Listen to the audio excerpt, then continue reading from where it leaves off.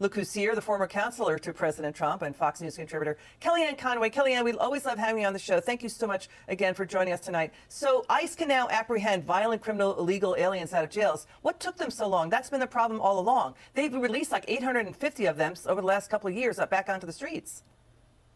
Yes, it's so great that Tom Homan, the border czar, with whom I served in the first term in a different capacity, Liz, is there not to retreat, but to reset and to redouble these efforts. You said what took so long. Well, let's just review. We all know the numbers by now, that Biden and Obama and Clinton deported more per capita than Trump has and probably ever will. But the difference is the protesting, the resisting. The difference is when you have people in power and authority, like the mayor of Minneapolis, like the governor of Minnesota, telling its citizenry, you must protest and contest and you must resist and you must record it, because it needs to be performative. We need a record of this. That just set a match to what was a growing powder keg. Now, if you've calmed down and you're saying we want to respect and resource law enforcement, and law enforcement needs to do their job, according to the book, as Tom Homan said today. I think today's a new day.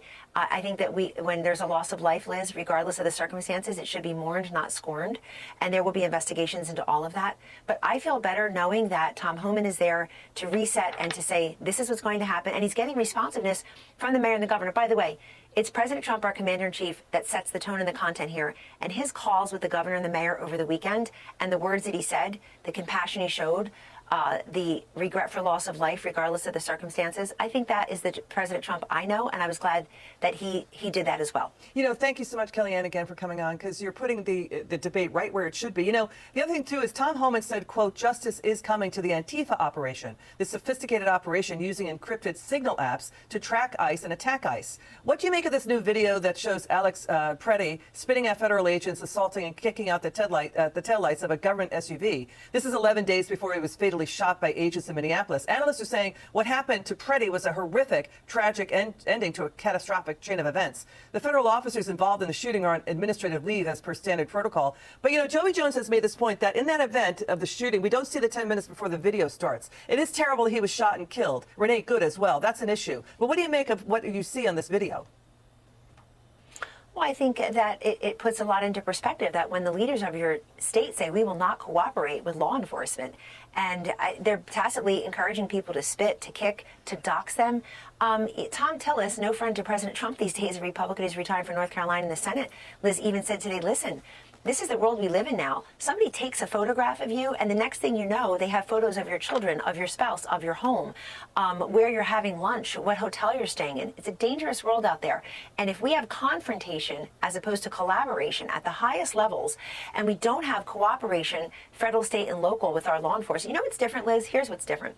That when President Biden or Obama were deporting people, you didn't have Republican governors running around saying, we will not comply. We're going to show those law enforcement officers yes or no, because they're the political opportunists. They see politics and performativeness in almost every crisis and situation. Look at what they're doing now. The Democrats may shut down the government yet again, Liz, after they presided and caused the longest shutdown in American history. Right, that would hurt ICE and DHS. They may do it again.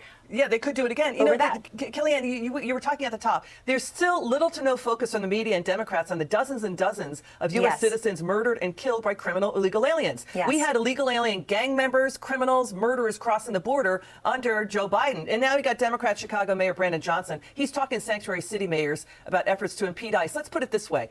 In Minnesota, there's been a law on the books since 1963. No one is allowed to impede any federal officer. You just need to enforce the laws on the books.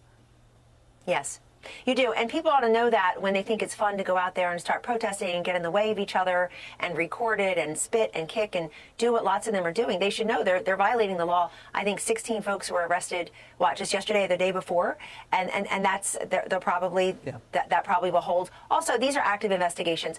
Look, Liz, we need folks to respect each other, but we need law enforcement to feel safe to do their jobs. I'm glad Tom Homan went today. And I really hope that other states, sanctuary cities and sanctuary states look at this and understand the difference they're going to get makes defunded. if you just cooperate. Yeah, the president is already saying he's going to pull back funding to them. The original defund the police people. Yeah, they're back at it. Kellyanne, we're going to switch gears. Let's get your reaction to President Trump's cabinet meeting today. Watch this. The last time we had a press conference, it lasted for 3 hours. And some people said he closed his eyes. Look, it got pretty boring. I just closed them because I wanted to get the hell out of here. Just as I promised, we've defeated the Biden inflation nightmare and achieved explosive new economic growth. Biden inflation which is really stagflation, cost the typical family $34,000. Think of that, $34,000. But after 1 year, growth in real incomes is outpacing inflation by more than 3,000 under Trump. Unprecedented. The numbers we've had on the economy and growth, you see them, and that's despite a Democrat shutdown. Without the shutdown, we would have picked up about 1.5 points more than already high numbers, record-setting numbers. So this has been, I think, and a lot of people say it, the most successful year of any administration in American history. Hopefully we won't have a shutdown. Yeah, we're working on that right now. I think we're getting close. The Democrats, I don't believe, want to see it either.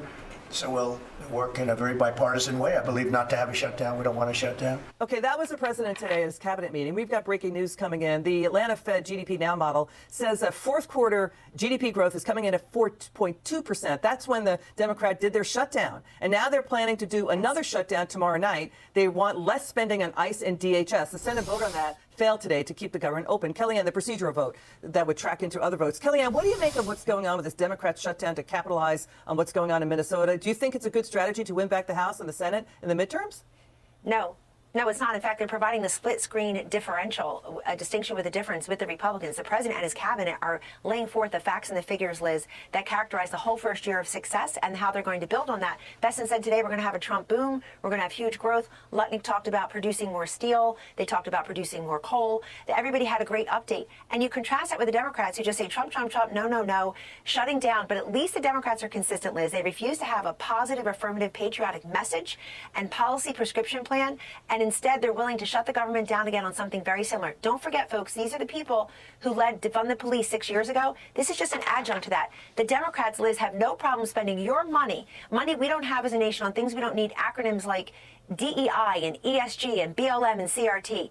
President Trump wants to spend on DHS and ICE and good old-fashioned USA.